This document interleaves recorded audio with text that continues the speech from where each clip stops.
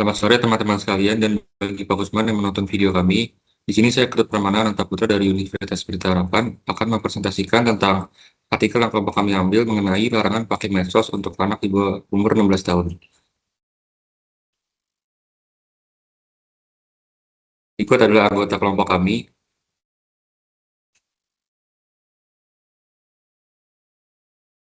Saya Erastus Aruna akan menjelaskan tentang klaim dan non-klaim. Jadi, apa itu klaim? Klaim adalah pernyataan yang bisa dinilai benar atau salahnya karena bisa dibuktikan atau diperdebatkan. Sedangkan non-klaim sendiri itu bukan pernyataan, jadi tidak bisa dinilai benar atau salah. Biasanya berupa pertanyaan atau ajakan. Sekarang kita masuk ke jenis-jenis klaim. Yang pertama ada klaim faktual, yaitu pernyataan yang bisa dibuktikan dengan data atau fakta. Nah, di sini saya mendapat 3 contoh kalimat klaim faktual. Yang pertama, ada peristiwa tersebut terjadi di suatu wilayah pada waktu tertentu dengan alasan menyatakan kejadian yang bisa diuji kebenarannya berdasarkan data atau laporan. Yang kedua, kejadian ini melibatkan beberapa pihak yang disebutkan dalam berita. Uh, Kalimat ini termasuk klaim faktual karena dapat diverifikasi melalui sumber informasi yang ada. Dan yang ketiga, kasus ini sedang dalam proses penyelidikan oleh pihak berwenang.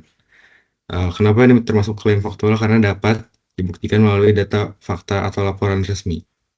Selanjutnya ada klaim nilai. Di sini ada 3 kalimat juga. Yang pertama ada peristiwa tersebut dianggap merugikan masyarakat, termasuk klaim nilai karena mengandung penilaian yang tentang berisi merugikan atau tidaknya. Yang kedua ada tindakan pihak terkait dinilai kurang tepat, termasuk klaim nilai karena bersifat evaluatif terhadap suatu tindakan. Dan terakhir ada penanganan kasus ini dianggap belum maksimal, termasuk klaim nilai karena menilai kualitas suatu tindakan. Yang ketiga ada klaim objektif. Eh, Pada contoh kalimat pertama, ada peristiwa tersebut terjadi sesuai dengan laporan yang disampaikan, termasuk klaim objektif karena berdasarkan fakta yang dapat diverifikasi. Terus yang kalimat kedua, ada informasi kejadian diperoleh dari sumber resmi. Kenapa termasuk klaim objektif? Karena tidak bergantung pada opini pribadi. Dan kalimat yang terakhir, ada data yang ada menunjukkan adanya kejadian tersebut, termasuk klaim objektif karena berbasis bukti. Selanjutnya ada non-klaim.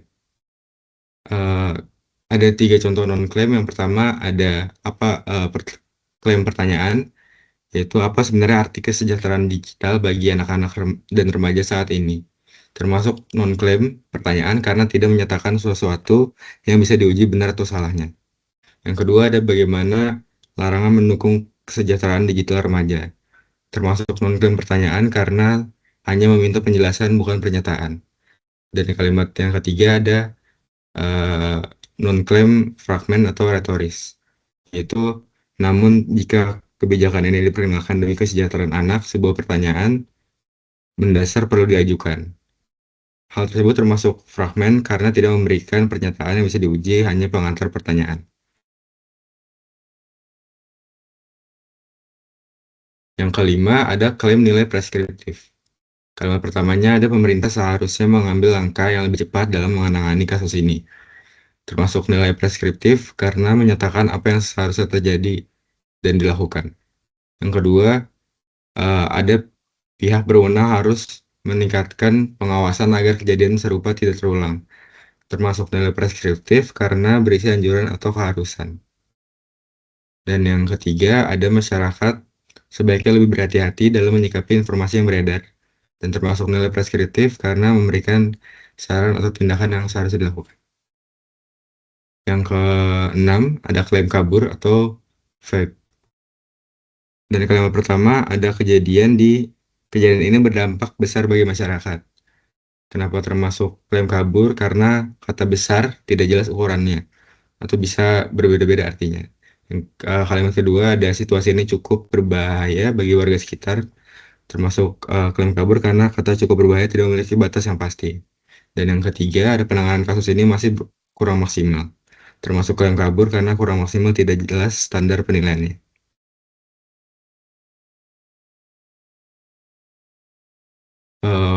Selanjutnya ada klaim faktual deskriptif. Kalimat pertama, ada peristiwa tersebut terjadi di lokasi yang disebutkan dalam berita pada waktu tertentu. Termasuk faktual deskriptif karena menjelaskan kejadian yang bisa diverifikasi berdasarkan data atau laporan. Kalimat kedua, ada dalam kejadian tersebut terdapat beberapa pihak yang terlibat sesuai informasi yang dilaporkan. Termasuk klaim faktual deskriptif karena menggambarkan fakta yang dapat diperiksa kebenarannya.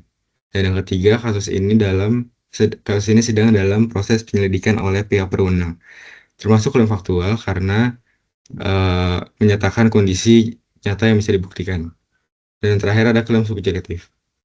Ada 3 kalimat lagi, yaitu yang pertama, masyarakat merasa takut setelah kejadian tersebut dengan alasan karena berdasarkan perasaan individu masyarakat. Yang kalimat kedua, ada warga menganggap situasi ini mengkhawatirkan, termasuk klaim subjektif karena bergantung pada persepsi pribadi masyarakatnya. Dan yang terakhir ada kejadian ini terasa menegangkan bagi warga, termasuk klaim subjektif karena tidak bisa diukur secara objektif.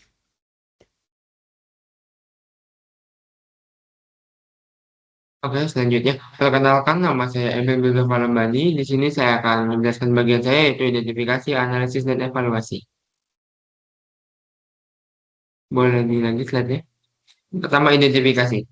Berita ini berasal dari BBC News Indonesia, yang merupakan media berita multinasional terkemuka di Indonesia, dengan reputasi yang terpercaya. Sebagai sumber berita yang diakui, BBC News memiliki standar jurnalisme yang cukup tinggi, seperti memverifikasi informasi sebelum publikasi, dan mencantumkan nama narasumber yang kredibel, seperti Mutia Hafid, Menteri Komunikasi dan Digital, Menkomdigi. Mutia Hafid merupakan Menteri Komunikasi dan Digital, memberikan pertanyaan. Beliau adalah Memberikan pernyataan, beliau adalah ahli dalam bidang komunikasi dan media digital. Beliau menyebut bahwa peraturan melarang penggunaan media sosial bagi anak di bawah 16 tahun merupakan wujud keterlibatan negara untuk tidak membiarkan orang tua bertarung sendirian melawan raksasa algoritma. Informasi ini membuktikan bahwa adanya maksud pemerintah untuk membantu orang tua dalam mengatur anak dalam bermedia sosial. Sumber ini konsisten dengan berita yang dilaporkan berbagai media nasional lainnya.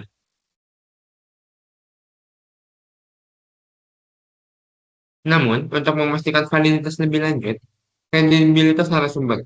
Mutia, Mutia Fiada Hafid adalah seorang penyiar berita dan politikus Indonesia. Beliau juga pada saat ini menjabat sebagai Menteri Komunikasi dan Digital.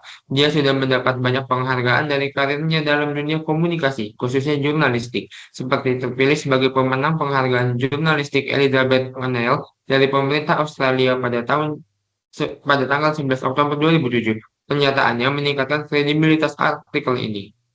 Selanjutnya, konteks dan keberimbangan informasi. Artikel ini fokus terhadap sudut pandang kritis dari kebijakan Peraturan Menteri Komunikasi dan Digital Nomor 9 Tahun 2026 yang mengatur tentang penggunaan sosial media bagi anak berusia di bawah 16 tahun. Artikel ini cenderung pro terhadap peraturan yang baru ditetapkan, dibuktikan dengan para narasumber yang setuju dengan adanya peraturan tersebut dan memberikan saran agar peraturan berjalan menjadi lebih optimal.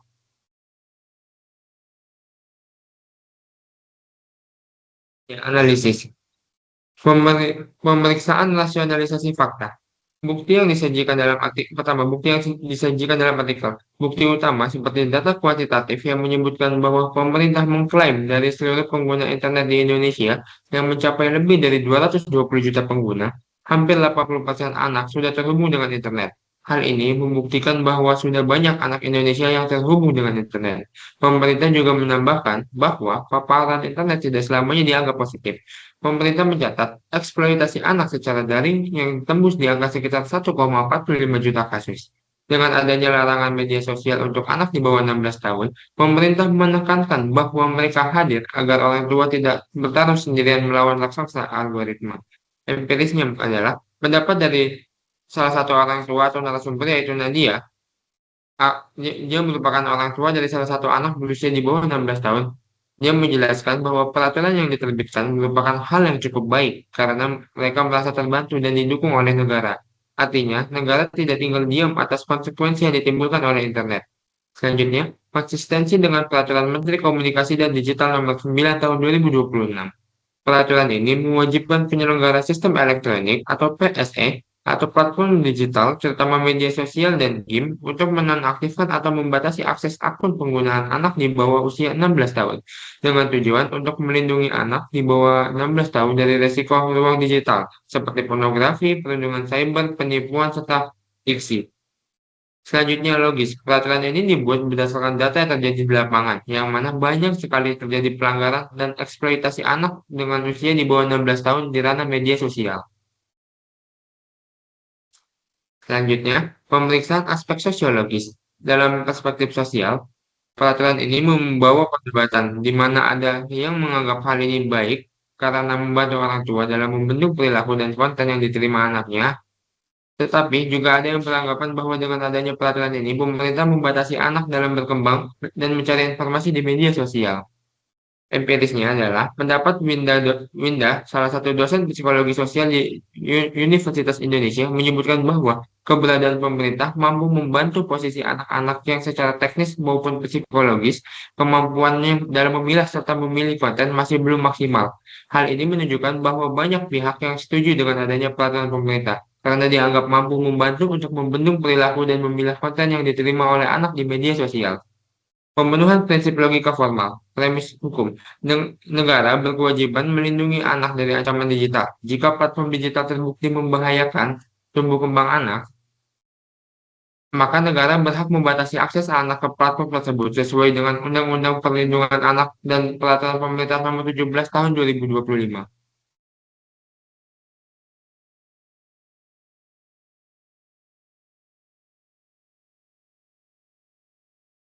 Selanjutnya, realitas dalam kasus ini. Data yang dikemukakan pemerintah menunjukkan fakta konkret. Hampir 80% anak Indonesia sudah terhubung dengan internet. Setengah anak Indonesia pernah terpapar konten seksual di internet. Fakta yang ketiga, kasus eksploitasi anak secara daring mencapai 1,45 juta kasus. Kesimpulannya, terdapat hubungan logis antara premis dengan kebijakan pembatasan akses media sosial. Namun, validitas logis ini bergantung pada efektivitas implementasi. Jika mekanisme verifikasi usianya lemah, premis dan kesimpulan menjadi tidak terhubung secara nyata di lapangan, sehingga memunculkan falasi kebijakan tanpa dampak. Selanjutnya, konten dugaan bias atau penyimpangan etika, kemungkinan bias regulasi. Kewenangan penetapan profil risiko konten berada di tangan menteri atau pejabat di bawahnya. Hal ini membuka potensi bias subjektif dalam menentukan konten. Beresiko tinggi termasuk konten yang membahas demokrasi, kebebasan berpikir atau kritik terhadap pemerintah. Ini melanggar prinsip objektivitas dan kebebasan informasi. Selanjutnya, potensi penyimpangan etika platform. Penyelenggara sistem elektronik beroperasi dengan berdasar terhadap profit, sehingga self-rights assessment berpotensi menjadi formalitas belaka tanpa akuntabilitas yang nyata. Larangan profiling anak untuk iklan tertuang dalam regulasi, namun mekanisme pengawasan terhadap pelanggarannya belum dijelaskan secara konkret. Empirisnya, dugaan penyimpangan etika dapat diperiksa melalui audit independen oleh lembaga pengawas seperti Komisi Perlindungan Anak Indonesia dan LSAM untuk memastikan kepatuhan platform. Berdasarkan prinsip berpikir kritis yang rasional dan empiris, kebijakan larangan media sosial untuk anak di bawah 16 tahun memiliki landasan logis yang kuat secara premis. Namun, implementasinya berisiko tidak memenuhi aspek yang logis apabila verifikasi usia tidak dijalankan secara ketat, dan apabila kewenangan penetapan risiko konten tidak diawasi secara transparan, ini menunjukkan adanya potensi penyimpangan etika dan bias regulasi yang harus diselidiki dan diantisipasi lebih lanjut.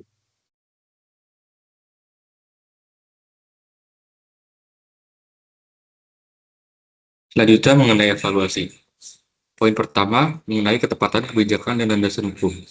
Larangan media sosial untuk anak di bawah 16 tahun tertuang dalam Peraturan Menteri Komunikasi dan Digital Nomor 9 Tahun 2026, merupakan turunan dari PP Nomor 17 Tahun 2025, menunjukkan dasar hukum yang berjenjang dan sistematis. Namun, peneliti LSAM menegaskan setiap pembatasan hak harus memenuhi prinsip lawfulness, necessary, dan proportionally sesuai standar HAM. Aspek ini belum secara eksplisit dijabarkan dalam peraturan. Poin kedua, tantangan implementasi dan verifikasi usia. Mekanisme verifikasi usia diserahkan sepenuhnya kepada penyelenggara sistem elektronik atau PSE. Tanpa metode baku, belum ada kebijakan apakah menggunakan facial recognition, biometrik, atau metode lain. Risiko penipuan data usia oleh pengguna anak sangat tinggi, namun belum ada konsekuensi atau mekanisme pemantauan berkala yang ditetapkan secara rinci. Dengan lebih dari 220 juta pengguna internet di Indonesia, kompleksitas implementasi jauh lebih besar dibanding negara-negara lain yang menerapkan aturan serupa, seperti Australia dan Prancis. Poin ketiga, perlindungan data pribadi anak. Permen Komdigi nomor 9 tahun 2026 melarang profiling anak untuk tujuan iklan merupakan langkah positif. Namun pengawasan pelaksanaannya bergantung pada kejujuran PSE dalam self-risk assessment. Pengumpulan data pribadi untuk verifikasi usia harus diimbangi jaminan kebebasan akses informasi dan ekspresi anak sesuai prinsip safety by design. Akuntabilitas dan transparansi self-risk assessment oleh platform perlu dipastikan bukan sekedar formalitas. Poin keempat, rekomendasi tindakan. Penetapan metode verifikasi usia yang baku dan transparan oleh pemerintah bukan diserahkan penuh pada PSE, guna memastikan konsistensi perlindungan. Penguatan literasi digital bagi orang tua, guru, dan anak sebagai komplemen kebijakan agar anak tidak hanya diproteksi secara eksternal, tapi juga mampu memproteksi diri sendiri. Sosialisasi kebijakan yang merata hingga keluar kota besar, serta filter konten berbahaya yang berjalan paralel dengan regulasi usia. Pengawasan berkala oleh Komisi Perlindungan Anak dan Komdigi terhadap kepatuhan PSE, disertai sanksi yang tegas dan dapat dieksekusi. Poin terakhir, kebijakan ini mendapat apresiasi dari berbagai pihak sebagai bukti kehadiran negara dalam melindungi anak di ruang digital. Namun, tanpa mekanisme verifikasi yang konkret dan literasi digital yang kuat, regulasi ini berisiko berhenti sebagai formalitas semata. Secara keseluruhan, larangan media sosial untuk anak di bawah 16 tahun merupakan langkah yang relevan dan mendesak. Namun, efektivitasnya sangat bergantung pada implementasi teknis yang jelas, perlindungan data pribadi yang kuat, serta penguatan literasi digital agar anak kelak mampu menjadi warga digital yang berdaya dan kritis. Oke, selanjutnya saya Franky Marindo Chen akan menjelaskan tentang argumen, counterargumen, dan silogisme kategoris. Oke, yang pertama argumen. Kalimat yang akan saya jadikan pacuan adalah pemerintah menyatakan pemberlakuan regulasi pembatasan terkait akses ke media sosial bagi anak-anak didasari faktor ancaman digital yang semakin nyata. Jadi, jika anak-anak bisa mengakses media sosial dari usia dini, yaitu di bawah 16 tahun, tanpa adanya pengawasan orang tua ataupun wali mereka, mereka memiliki kemungkinan terpapar pornografi, perundungan siber, penipuan online, serta kecanduan gadget. Dalam berita telah mengatakan bahwa sudah lebih dari setengah anak-anak di Indonesia telah terpapar konten seksual di internet dan terjadinya perundungan online juga. Kondisi itu mendorong pemerintah untuk memperkuat perlindungan anak melalui Peraturan Pemerintah Nomor 17 Tahun 2025 tentang tata kelola penyelenggaraan sistem elektronik dalam perlindungan anak yang ditandatangani Presiden Prabowo Subianto pada 28 Maret 2025. Selanjutnya saya akan menjelaskan tentang counterargumen. Counterargumen yang akan saya gunakan adalah langkah ini kita ambil untuk merebut kembali kedaulatan masa depan anak-anak kita. Kita ingin teknologi itu memanusiakan manusia, bukan menumbalkan masa kecil anak-anak kita. Tegas Metuya di Jakarta pada Jumat kemarin. Jika terjadinya pembatasan aktivitas media sosial untuk anak-anak di bawah 16 tahun, pastinya memiliki banyak dampak. Anak-anak akan lebih susah untuk mengekspresikan kreativitas mereka, talenta mereka, dan menutup mereka dari mendapatkan informasi yang jarang bisa mereka ketahui tanpa adanya media sosial. Per 28 Maret 2026, implementasi akan dilakukan secara bertahap, dimulai dari platform seperti YouTube, TikTok, Facebook, Instagram, Threads, X, dan Roblox. Tanpa adanya platform media sosial ini, anak-anak akan kesusahan untuk mengekspresikan kreativitas mereka, dan mereka juga akan terhalang untuk mendapatkan informasi terkini dan juga pembelajaran. Pembatasan media sosial sesuai dengan Peraturan Pemerintah Nomor 17 Tahun 2025 masih bisa dikembangkan lebih baik. Sebaiknya memperketat akses kepada konten pornografi, melakukan verifikasi untuk informasi-informasi yang akan diposting ke media sosial, dan membatasi screen time anak-anak di bawah 16 tahun. Lanjut ke silogisme kategoris. Premis 1, anak-anak akan kecanduan pornografi, mengalami perundungan siber, dan kecanduan terhadap gadget. Premis 2-nya, jika anak-anak kecanduan pornografi, mengalami perundungan siber, dan kecanduan gadget, maka pemerintah akan membatasi akses ke media sosial untuk anak-anak di bawah 16 tahun. Kesimpulannya, sesuai dengan data yang sudah ada, anak-anak kecanduan pornografi, mengalami perundungan, dan kecanduan terhadap gadget. Jadi pemerintah membatasi akses ke media sosial untuk anak-anak di bawah 16 tahun.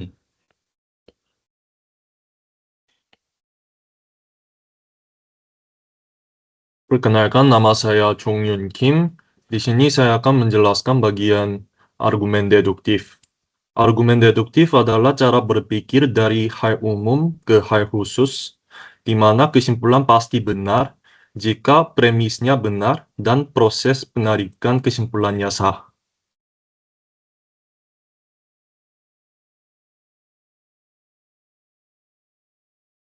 Pola deduktif pertama adalah modus tollens, modus ponens.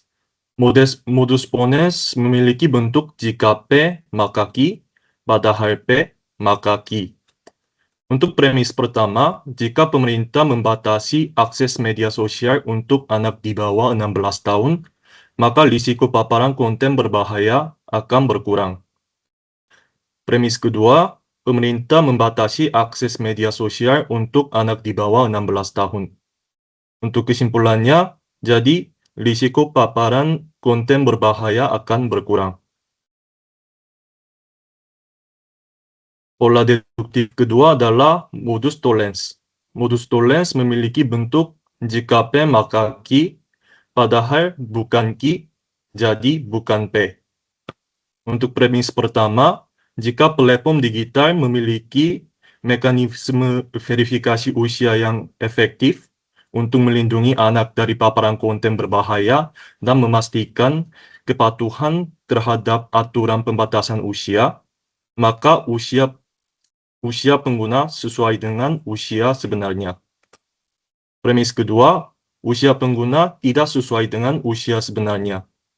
Untuk kesimpulannya, jadi platform digital tidak memiliki mekanisme verifikasi usia yang efektif untuk melindungi anak dari paparan konten berbahaya dan membatasi kepatuhan terhadap aturan pembatasan usia. Selanjutnya, silogisme hipotesis yang memiliki bentuk jika P maka Q, jika Q maka R, jadi jika P maka R. Untuk premis pertama, jika anak terpapar media sosial tanpa batas, maka risiko kecanduan dan paparan konten berbahaya meningkat. Untuk premis kedua, jika risiko kecanduan dan paparan konten berbahaya meningkat, maka kesehatan mental anak akan terganggu. Untuk kesimpulannya, jadi jika anak terpapar media sosial tanpa batas, maka kesehatan mental anak akan terganggu. Selanjutnya adalah silogisme disjungtif yang memiliki bentuk P atau Q, bukan P, jadi Q. Untuk premis pertama, entah penyelenggara sistem elektronik mematuhi kewajiban yang sudah ditetapkan atau dikenakan sanksi administratif. Premis keduanya, penyelenggara sistem elektronik tidak mematuhi kewajiban yang sudah ditetapkan. Untuk kesimpulannya, jadi penyelenggara sistem elektronik dikenakan sanksi administratif. Untuk terakhir adalah dilema. Dilema memiliki bentuk P atau Q, jika P maka R, jika Q maka S. Jadi R atau S. Meskipun pemerintah sudah menerapkan aturan ketat terhadap penggunaan media sosial anak dan mengurangi beban orang tuanya, tetapi tanggung jawab dan peran orang tua tetap ada. Oleh karena itu, kami membuat argumen berikut. Untuk premis pertama, orang tua entah mengatur aktivitas anak di media sosial secara ketat atau memberi kebebasan kepada anak. Premis kedua, jika orang tua mengatur aktivitas anak di media sosial secara ketat, maka privasi anak dapat terganggu.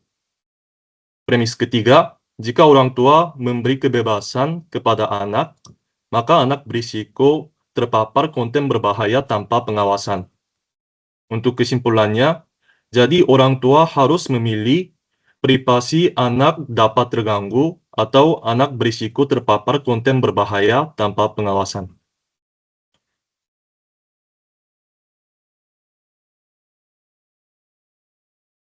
Selanjutnya saya akan menjelaskan mengenai argumen induktif spesifik.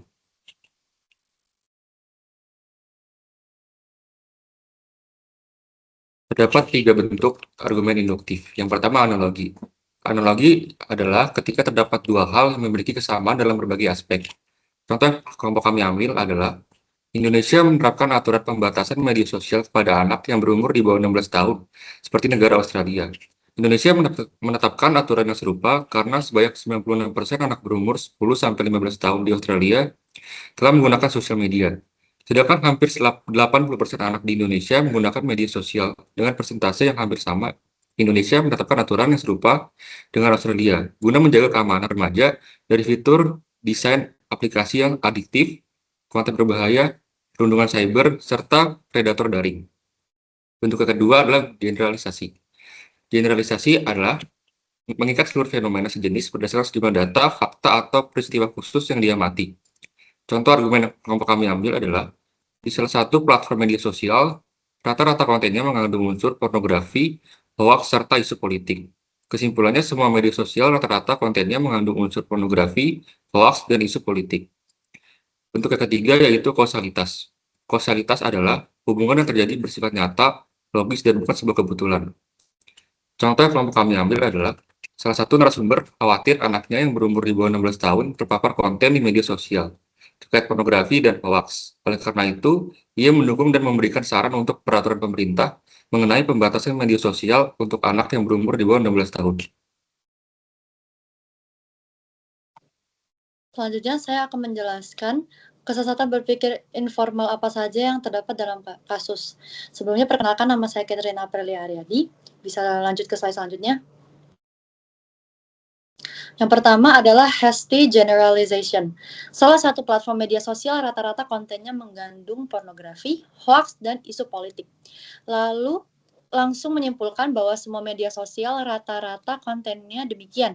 Kesimpulan ini ditarik dari satu contoh atau beberapa contoh yang tidak mewakili keseluruhan populasi platform digital yang sangat beragam. Yang kedua adalah false analogy. Memiliki kesamaan dalam tingginya presentasi anak pengguna media sosial, konteks sosial, demografis, infrastruktur digital, sistem hukum, dan kesiapan masyarakat kedua negara sangat berbeda, sehingga menyamakan kebijakan hanya berdasarkan satu kesamaan adalah hal yang keliru. Yang ketiga, argumentum ad verosundiam. Pernyataan Menteri Mutia Hafid yang disebut sebagai ahli di bidang komunikasi dan media digital membuktikan maksud baik pemerintah dan meningkatkan kredibilitas artikel. Di sini, status keahlian atau jabatan seseorang digunakan untuk membenarkan isi pernyataan tanpa pengujian kritis terhadap data atau logika di balik pernyataan tersebut. Dan yang terakhir adalah false dilemma. Orang tua hanya memiliki dua pilihan, mengatur aktivitas anak secara ketat sehingga privasi anak terganggu, atau memberi kebebasan penuh sehingga anak terpapar konten berbahaya. Kesimpulan bahwa orang tua harus memilih antara dua risiko ini mengabaikan berbagai opsi tengah yang mungkin, seperti pengawasan kolaboratif, pendampingan orang tua, literasi digital bersama, atau pembatasan bertahap terhadap usia anak. Sekian dari kelompok kami, terima kasih.